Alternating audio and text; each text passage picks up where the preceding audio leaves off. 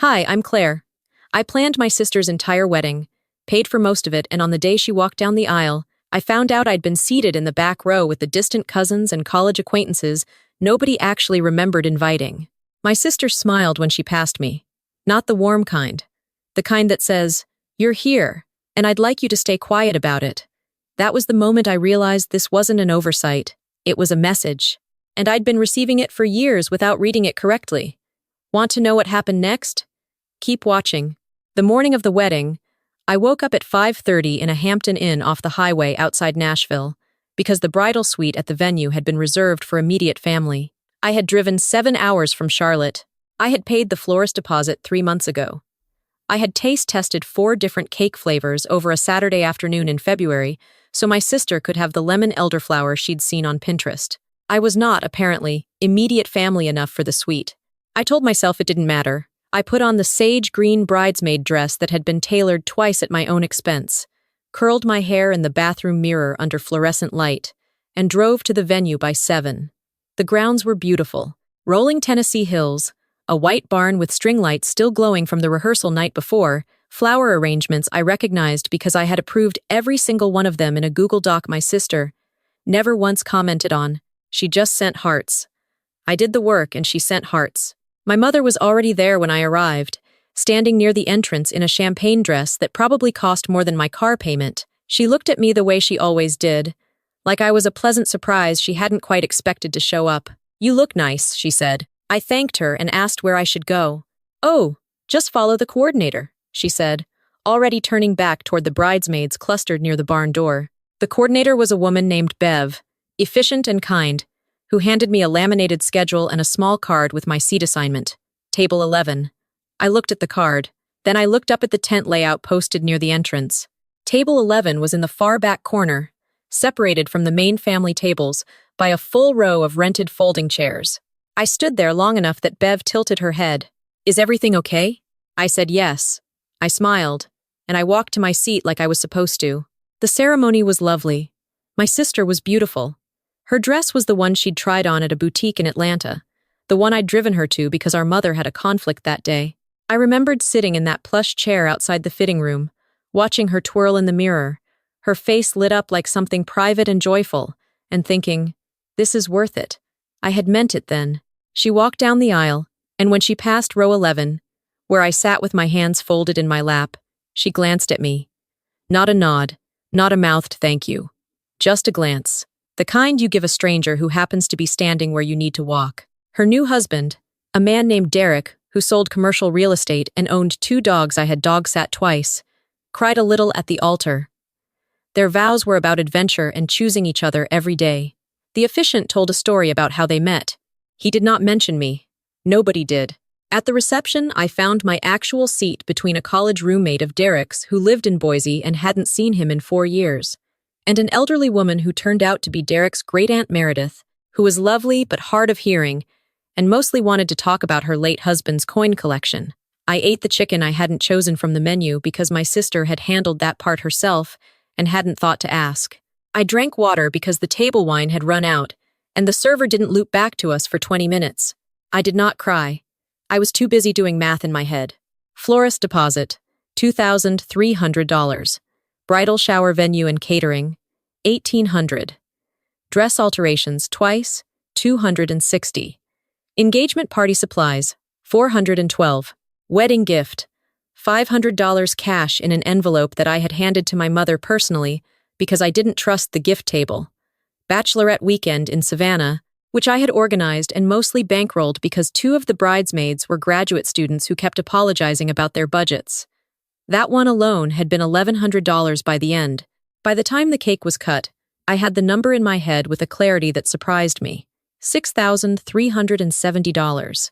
I knew it the way you know something you've been trying not to look at directly. I didn't leave early. I stayed through the first dance, and the father-daughter dance, and the bouquet toss I politely declined to participate in.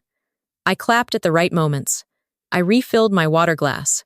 I made conversation with Derek's roommate from Boise about a hiking trail he recommended.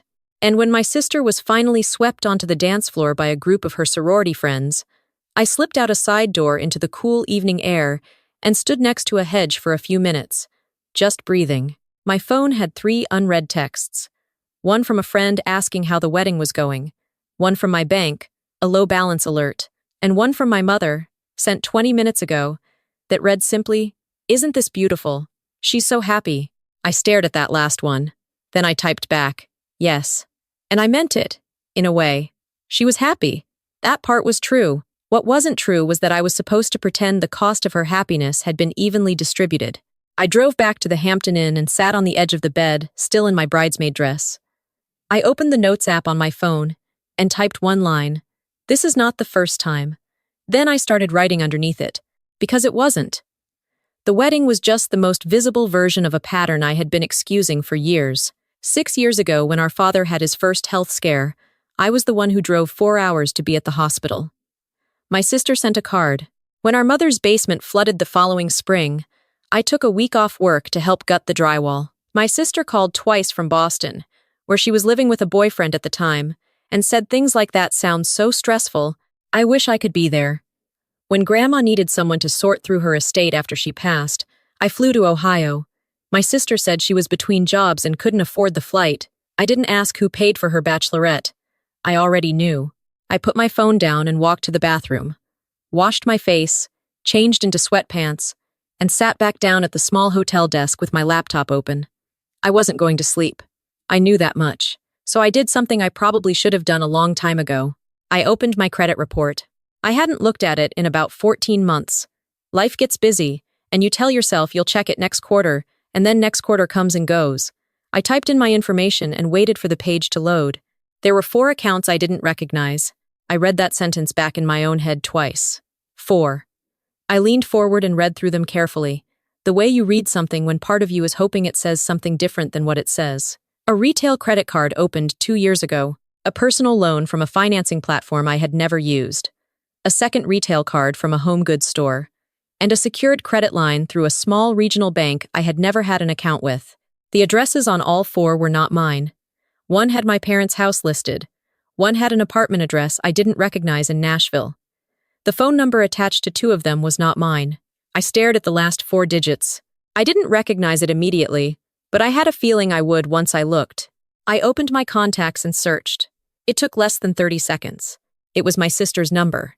I closed the laptop slowly and set it on the nightstand. I did not scream. I did not call anyone. I sat very still in the dark of that hotel room with the sounds of the highway outside and the hum of the air conditioning unit, and I let the information settle into me like something I had always known was coming, but had been too polite to expect. She had used my name, my credit, my identity, and she had done it while I was planning her wedding. I did not sleep. I lay down because my body needed to be horizontal, but my mind moved through the night like it was cataloging. Somewhere around 3 in the morning I sat back up, turned the lamp on, and opened a fresh note.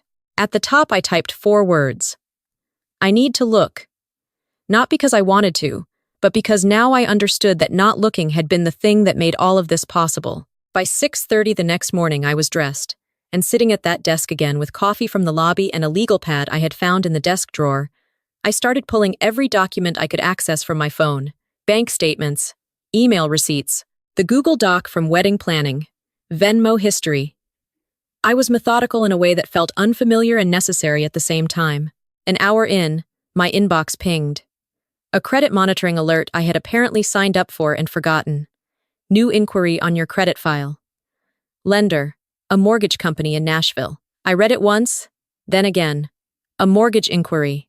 In my name. I had not applied for a mortgage in Nashville. I had not applied for a mortgage anywhere. My chest stayed even. That surprised me. I expected panic, and got something colder instead. Clarity. I opened a new tab and searched how to freeze your credit. All 3 bureaus. I followed every step. Then I searched how to report identity theft to the FTC. I downloaded the form. I saved it. I made a folder on my desktop called Evidence. Do not delete. Then I did one more search, the one I had been avoiding. I typed in the name of the regional bank where the secured credit line had been opened. I found the branch. It was 4 miles from my parents' house. I packed my overnight bag, checked out of the hotel, and instead of getting on the highway back to Charlotte, I drove to that bank. The branch manager was a calm woman named Sandra, who listened without interrupting and asked good questions. She pulled up the account with my social security number and date of birth, information that was accurate, and showed me the opening documentation. The signature on the form was not mine. I could see it without her telling me. I had signed my name thousands of times. This wasn't it. The handwriting was close, but the loop on the C was wrong. The pressure was different. I photographed everything she let me photograph. I filed a dispute on the spot. Sandra gave me her direct line and said she would flag the account for investigation. On my way out, I sat in my car in the bank parking lot and called the FTC helpline. The agent on the phone was calm and practical. He walked me through the report process and told me identity theft within families was more common than most people realized. He also told me something I wrote down on the legal pad sitting on my passenger seat. Document everything before you confront anyone. He said it twice. I underlined it. I spent the next 3 days at a coffee shop 2 towns over, working through what I had. I did not go home. I told my job I had a family situation and needed to work remotely for a few days, which was technically accurate. I ate at a diner down the street. I slept at a budget motel and tipped the housekeeper more than I could afford because she left without saying anything, and it felt important to acknowledge that. What I found over those 3 days was worse than I had initially understood. The retail card opened in my name 2 years ago had a balance of $4,200. The purchases were in Nashville. A sectional sofa, a dining table, kitchen appliances, a queen bed frame. I pulled up the dates. They matched the month my sister had moved into her new apartment with Derek, a move she had announced over family dinner with a smile and the words "we found such a great deal on a place." The personal loan had been used in a single transfer to an account I couldn't access. The amount was $8,000. I found an email in my own inbox, in a folder I never used, that had been forwarded there and never opened. It was a loan confirmation. The subject line read, "Your loan has been funded." The date was 11 months ago. The email address used for the account was a variation of my name, 1 letter off, that someone would have to create deliberately. I sat with that for a long time.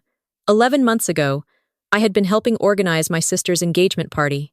She had called me 3 times in 1 week about centerpiece options. I opened a spreadsheet and started entering every charge I could verify. By the end of the 3rd day, I had a number. The fraudulent accounts, combined with everything I had paid directly and documented, came to just under $14,000. I formatted it into a clean PDF.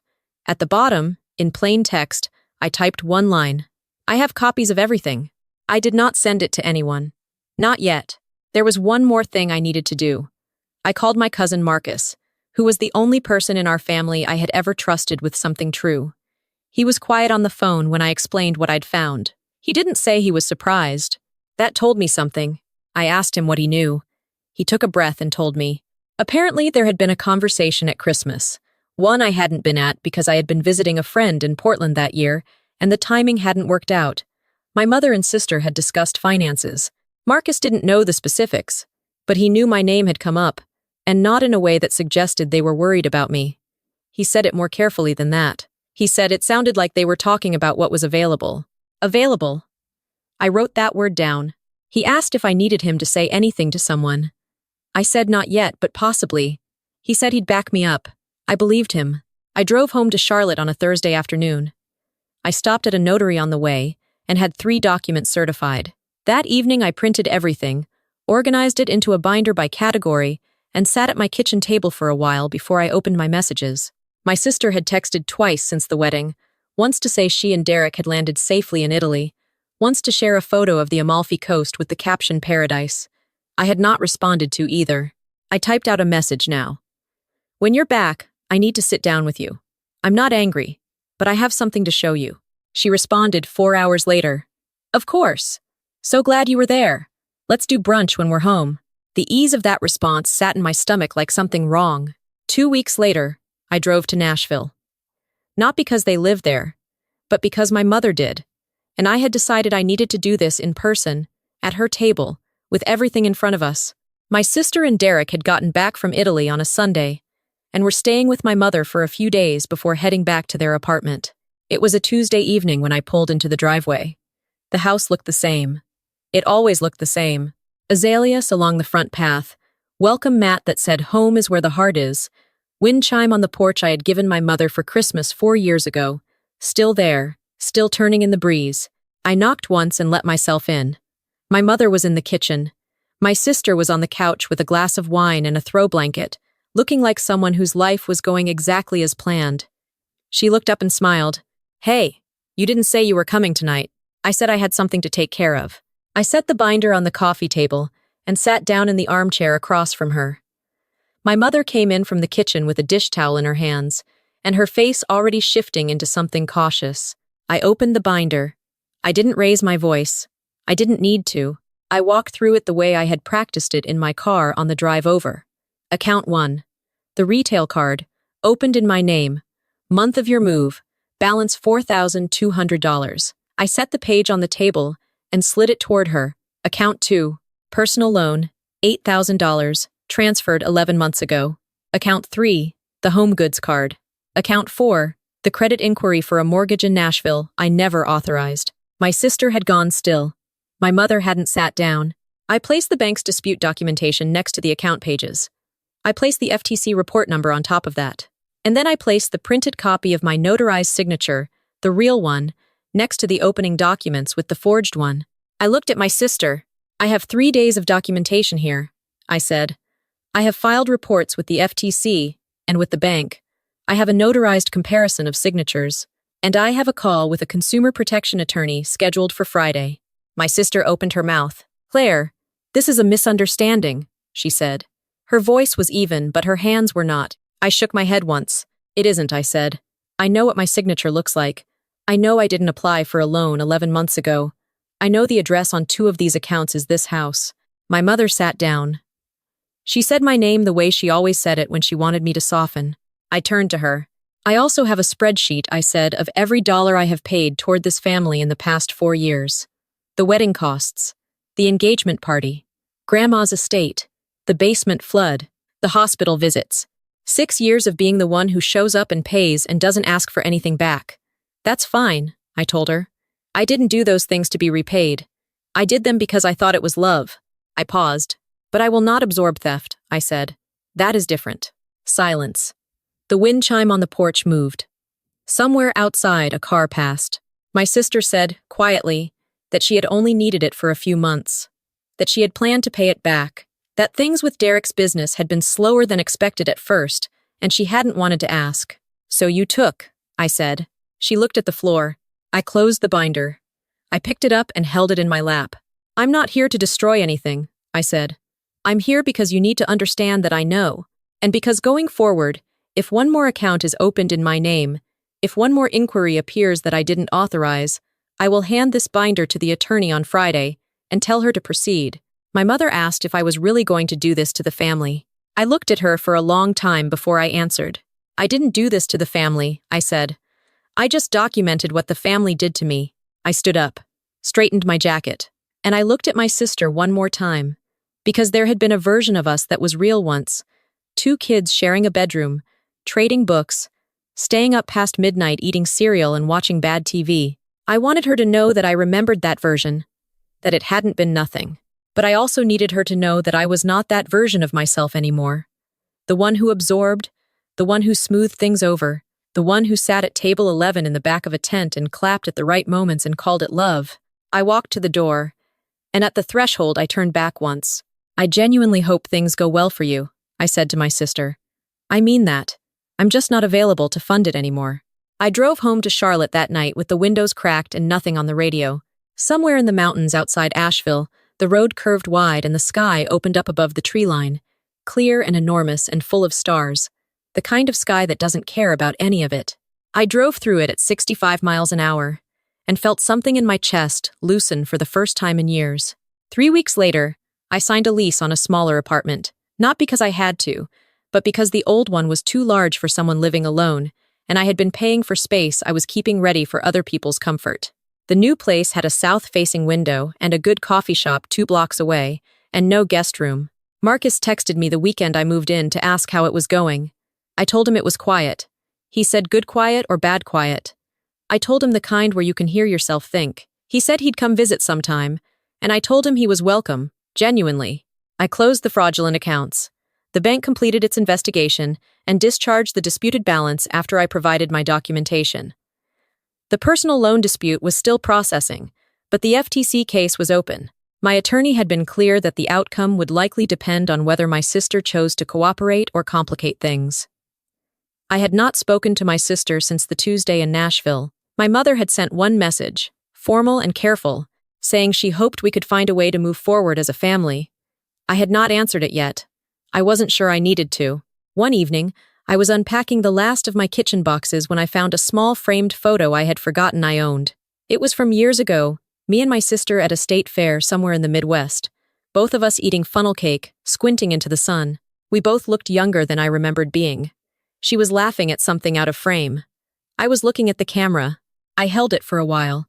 Then I set it on the shelf, not because the past was fine, but because it had been real, and real things deserve to stay somewhere visible, even if you're not living in them anymore. I pulled out my journal that night and wrote on a blank page. I used to think being the dependable one was a kind of love language. I have learned that it is only love if it goes both ways. Otherwise, it is just a system, and systems can be dismantled. I set the pen down and looked out the south-facing window. The city glowed softly below. Somewhere across town, my sister was probably asleep in the apartment furnished on my credit, in the bed I had technically bought. The attorney would do what the attorney would do. The courts would move at their own pace. I was not waiting for an apology. I had stopped requiring one somewhere on the highway outside Asheville under all those stars. What I was building instead was something quieter and more permanent. A life where my name meant something, where my signature was mine, where the people at my table had been invited because I wanted them there, not because I had paid for the chairs. If any part of this story feels familiar to you, if you have ever written a check for someone who couldn't be bothered to save your seat, if you have ever been the one who shows up and covers the cost and still somehow ends up in the back row, know that you are not overreacting. You are not too sensitive. You are not difficult. You are just finally paying attention to something that has always been true. Healing doesn't always look like a confrontation. Sometimes it looks like a credit freeze, and a new apartment and a window that gets good morning light. Sometimes it just looks like knowing your own name again. Drop a comment and tell me where you're watching from. Has something in this story hit close to home? Have you ever had to choose between keeping the peace and keeping your own sense of reality? I want to hear from you. And if this story spoke to you, share it with someone who needs to hear it. Because sometimes the most important thing is knowing you're not the only one sitting in row 11 wondering how you got there. Subscribe to FM Revenge Story and turn on notifications, because there are more stories here, real ones, and you deserve to know you're not alone in what you've carried. See you in the next one.